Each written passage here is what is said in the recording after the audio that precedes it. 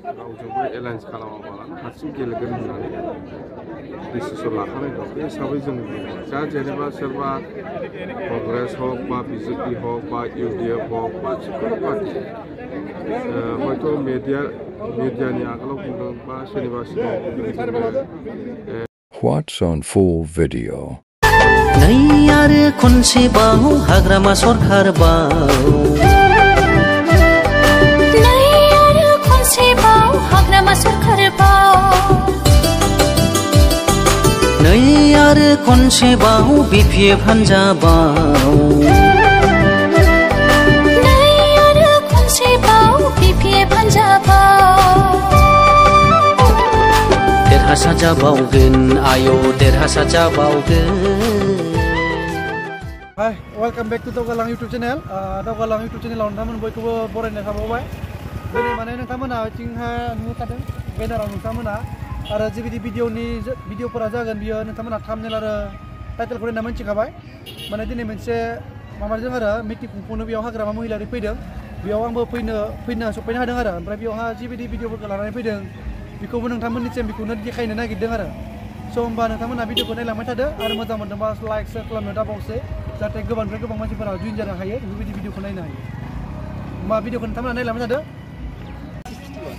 स' गाइस बेनो आरोना मेन गेटआ नै मेन गेटआव लिरनाय दङ नोंथांमोना नायनो हागोन नै जिबायदि लिरदों नोंथांमोना फरायनानै नायनो हागोन।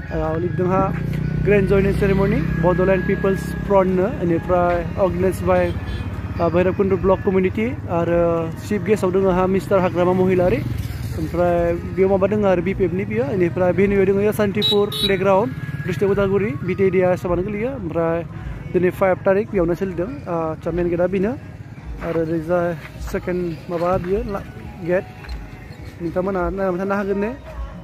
ओमफ्राय बेसेबांखिनि जेनेबा गारि पार्किंफोरा ओरै जाना दङ आरो नै गारि पार्किं ओमफ्राय जा मोजां कार सिनायफोरा नै गारि पार्किंफोरा दङ। बेनिफ्राय आंना सफैनाया एसे लेट जाबाय एसे लेट जानायलाय थेवबो नोंथांमोननो जेसेबांखिनि हायो भिडिअखौ देखायलांनोसै। दायो प्रग्रामा सोलिगासिनो दङ प्रग्रामा जागासिनो थेवबो देखायलांगासिनो दङ आरो नोंसोरनो।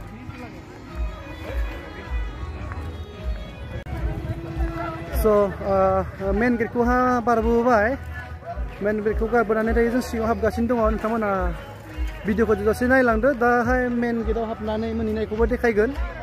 दायो जों मेन गेटनिफ्राय थांगासिनो आरो ओमफ्राय मानसिफोरा ओरैजाय जागासिनो दङ बेनिफ्राय आंबो दायो थांगासिनो मेन गेटआवहा मानसिफोरा बेसेबांखिनि बुरजा दङ नोंथांमोननोबो देखायलांगासिनो।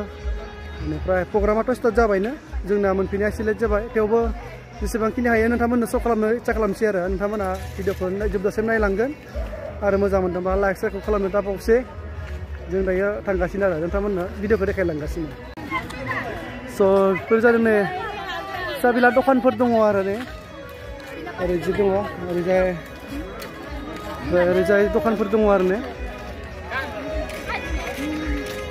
आच्चा बेनिफ्राय नै साहा गलाफोर दङ गारि स्टेन्डफोर दङ जाग्रा लोंग्रा एसे अनेक फानदों आरो नै आपेल आंगुर।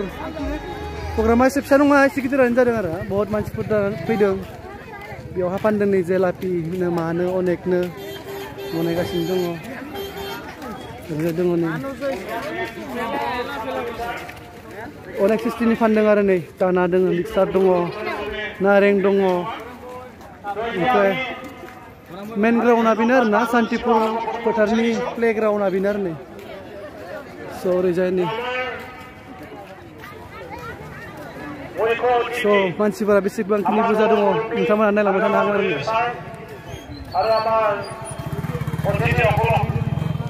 मिक्सार दखानाव नै मानसिफोर पानिपुरि मिक्सार ना मानो अनेकनो आरो बेयावनो नै पानिपुरि जासिलिफोर आरो बिसोरो। स' जों दायो मेन र'डआव थाबायगासिनो मेन र'डनिफ्राय नाहरदों आरो नै मानसिफोरा बेसेखिनि दङ आरो नै हाबदो सिङाव। स' जोङो दायो सिङाव थांगासिनो नोंथांमोना नायलांबाय थागोन भिडिअखौहा जों सिङावहा मानसिफोरा बेसेबांखिनि जाना दङ बेखौ देखायगासिनो आरो बेनिफ्राय नोंथांमोनाबो भिडिअआव नायलांबाय थादो आरो। स' ओरैजाय आरो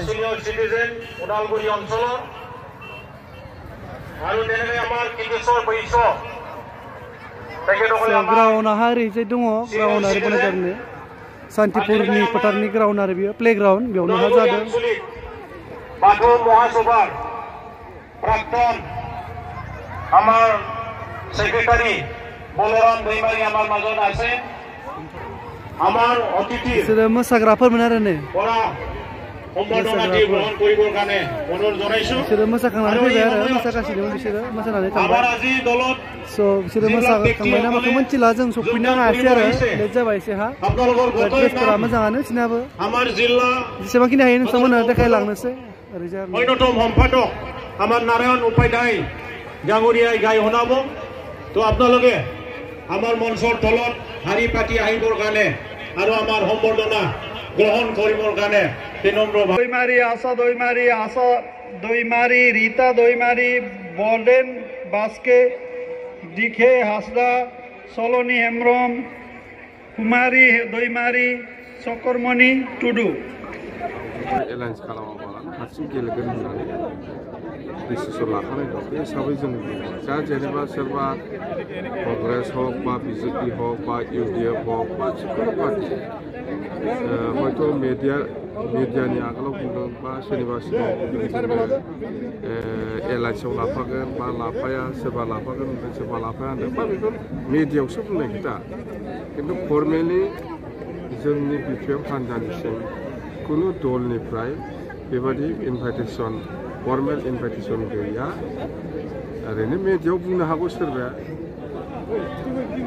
बुंनो हागौ सोरबा लिडारफ्रा सोरबा कमिफ्रा बुंनो हागौ बेफोर आलादा खोथा खिन्थु खोथाया बेनो जोंनाव फर्मेल जेबो इनभाइटेसन गैया रावबो दलनिफ्राय आरो जोंहा डिसिसन लाखानाय दङ जे बिपिएफआ हारसिं एबार एमपि 2024नि एमपि इलेक्सनखौ हारसिं गेलेगोन दरं उदालगुरियावबो हारसिं गेलेगोन क'क्राझार लकसभायावबो हारसिं गेलेगोन आरो जोङो मोननैबो लकसभायाव देरहानाया 100% सियर आरो दिनैनि जितु जयनिं भैरबकुन्द ब्लक कमिटि बिपिएफ दलनि दैदेननाय जितु जयनिं सेरेमनि बेया थारमाने बेवहाय 2700 प्लास जयनिं जागासिनो दं आरो मोनसे गोजोनथाव खौराङा जाहैबाय चिरां जिल्लानि बिजेपिनि जेनेरेल सेक्रेटारि फैदों जोंनि दलाव हाबदों आरोबाव सासे इउथनि सेक्रेटारि जोंनि दलाव दिनै जगदान जादों चिरां डिस्ट्रिक्ट बिजेपिनि जेनेरेल सेक्रेटारियाव हाबबाय आरो इउथनि सेक्रेटारि सासे हाबदों फैगौ बिसायख'थिनि हाद्रिया माब्लानिफ्राय खुंगोन फैगौ बिसायख'थिनि जितु फैगौ बिसायख'थिनि माबे हाद्रिया माब्लानिफ्राय खुंगोन नोंथांमोननि धोरोमनिफ्राय जोंनालाय हाद्रिया गुफुंखाना दंखायो दानिफ्रायनो हाद्रिया जोंना गोबावखासै सार नोंथाङा मोनसे खोथा बुंदोंमोन बावैसो थांनाय मास मोनथाम सिगां नोंथाङा हेलिकप्टारजों केम्पिं खालामगोन होनदोंमोन नोंथाङा थारैनो केम्पिं खालामबागोन हेलिकप्टारजों केम्पिं खालामगोनथ' सम जायाखै हेलिकप्टारा रायज्लायखाबाय होन्दों आङो ड्राइभारफोरजों सार बेजों लोगोसे जों नुनो मोनदों चिराङावहाय गोबां नोंथांमोननि बिपिएफ दलनिफ्राय लोब जन जादों जों खोनानो मोनदों बे बाथ्राखौ सार मा बुंनो सानो आं बेफोरखौ जेबो मिथिया बिपिएफनिफ्राय दिनैनि दिनाव ना कंग्रेसआव थांदों ना बिजेपिआव थांदों ना इउपिपिआव बेनि जेबो प्रमान गैया सोरबाया गाव गावनि मानसिखौ लानानै सेरलाबायनो हागौ खिन्थु बिपिएफनिफ्राय दा रावबो दल नागारा बिपिएफआव जयनिंसो जागासिनो दं बिपिएफआ सरकार गैया खिन्थु सरकार गैयाब्लाबो दिनै सरकार सालायग्रा हान्जानिफ्राय दिनै मानो हान्जा दिनै इउपिपिएल बा बिजेपिजों मानो हाबलाबाय थादों खार'ना जाहैबाय बेनो प्रमद बर'आ रावखौबो सिनाया गाव हारसिंखौल' सिनायो रावखौबो नायनो रोङाखै बियो खोथा बुंनाय बायदि खामानि मावनो रोङाखै बिनि थाखाय दिनै गोबां बिजेपि कर्मीफ्रा प्रमदखौ गाज्रि मोननानै बिजेपि दलखौ गारनो बाध्य जादों बियो नायनो रोंनांगोन जिहेतु एखेलगे सरकार बिटिसि ओनसोलाव थानाय बिजेपि कर्मी वार्कारफोरखौ प्रमद बर'आ गुरुत्व होआखै जेबो मावना होआखै सार नोंथाङा नोंथांनि पावारखौहाय माने मेनटेन खालामना लाखिदों नोंथाङा माने रावनिबो सिङाव थानो नाजाया आरो नोंथांनि पावारखौ पावारलेस देखायनो नागिरा बेनि बेलायाव सार मा बुंनो सानो आंनाव पावार दं गैया पावारलेस ना दङ ना गैया बेखौ रायजोआसो मिथिगौ आं बुंना लानाय जेब्ला गथ'थ' जोंहा बिटिसिखौ बासायनांगौ गासिबो जाथि जनगोष्ठीखौ लानानै जों खामानि मावनो ओंखारदों BPF-आ बे हिसाबै जों मावलांबाय थागोन। फैगोन पसिसाव जिथु सरकार दानाय बे बेसेबां खाथांगोन बे उननि खोथा MP इलेक्सनखौ बारनो होगोन। MP इलेक्सनखौ जों देरहाग्रोनांगौ। देरहाखांनायनि उनाव जों ना जाहैबा सानै देरहालांबा दिल्लीयाव सासे केबिनेट मन्थ्रि लागोन जों। दे thank you.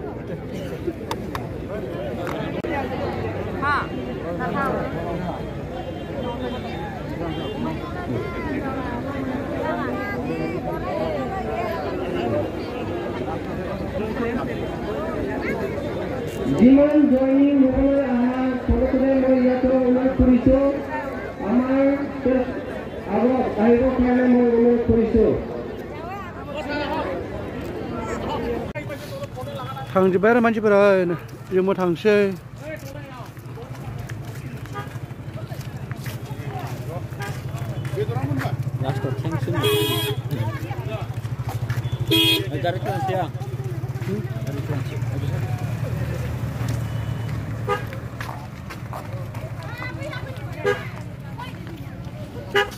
Pasti saya pesong aja begini.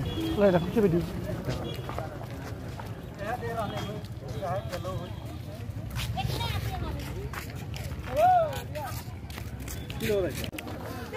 So guys, दिनै जोंबो बेरायफैबाय आरो ना BPF-नि बेहाय मिटिं जानायावहा। So नोंथांमोननो जितु भाषणफोर होदोंमोन बा जिबायदि खोथाफोर बुंदोंमोन बेखौ देखायनो हानाय नङा, मानो होनब्ला बियो ब्लगिं चेनेलसो, माने गोलाव जायो भिडिअ'आ। बे गोलाव जानायनि थाखाय बे ब्लगिं चेनेलाव भाषणफोरखौ होनाय जानाय नंला। जास्ट मानसिफोरा बेसे बुरजा जादोंमोन, मारै जादोंमोन, मा फानदोंमोन बेखौल' देखायनाय जाबाय आरो। स' बिनि भिडिअ'आ बेसेनोसै। नांगालनि सबियाव बयबो बहनहोनि फै, नांगालनि सबियाव बयबो बहनहोनि फै। BPF हान्जा लं लिभ लं लिभ।